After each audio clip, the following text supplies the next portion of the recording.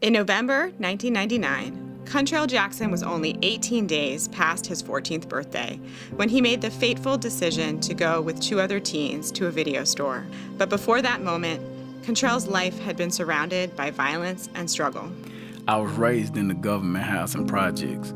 My earliest memory is when I was 4 years old and watched the police arrest my mother for shooting a neighbor. A few months later, she held me and my sister on Christmas Eve before being sent to prison. I had no relationship with my father, so I went to live with my grandmother.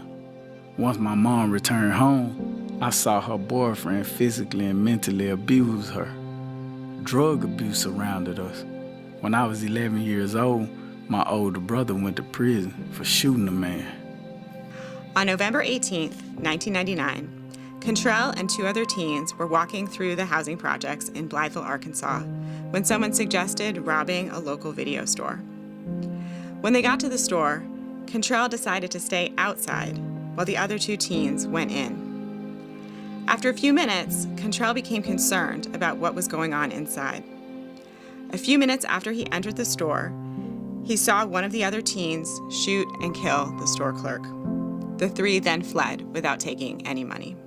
After my arrest, the court overruled my request to have my case transferred to the juvenile division. So I was tried as an adult, convicted of capital murder and aggravated robbery, and sentenced to a mandatory term of life without parole. In 2012, the United States Supreme Court issued a historic ruling in Kuntrell's case and a companion case. They found that it is unconstitutional to impose a mandatory life without parole sentence on any child under the age of 18. As a result of that decision, the Arkansas Supreme Court ruled that Kuntrell had to have a new sentencing hearing. On February 21st, 2017, I was released from prison.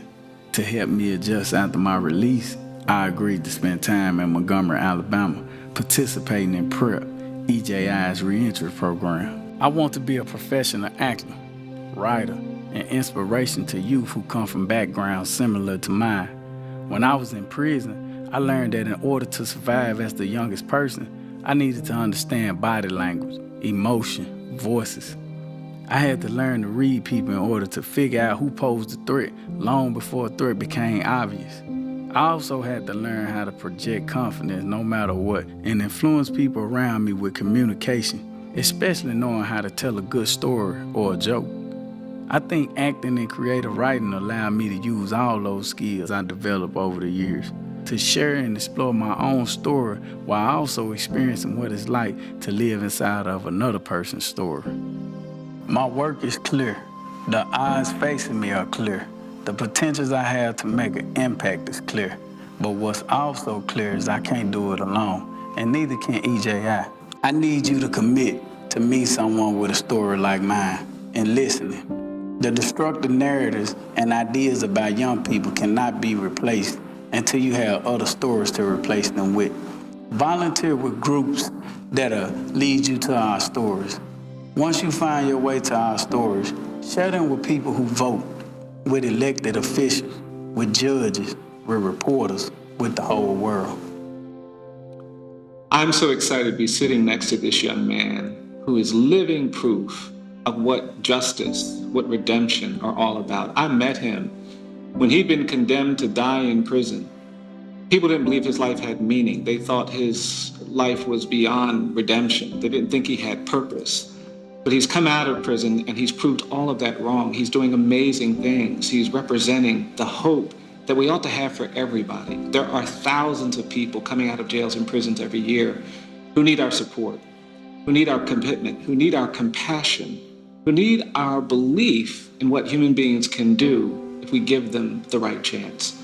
There's a great opportunity for you to join us in this effort. We can end mass incarceration. We can stop excessive punishment. We can create real change in our society and improve public safety. But we can't do it if we stay silent about these issues. If we don't give chances to people like Kuntrell and thousands of others who've come out of jails and prisons.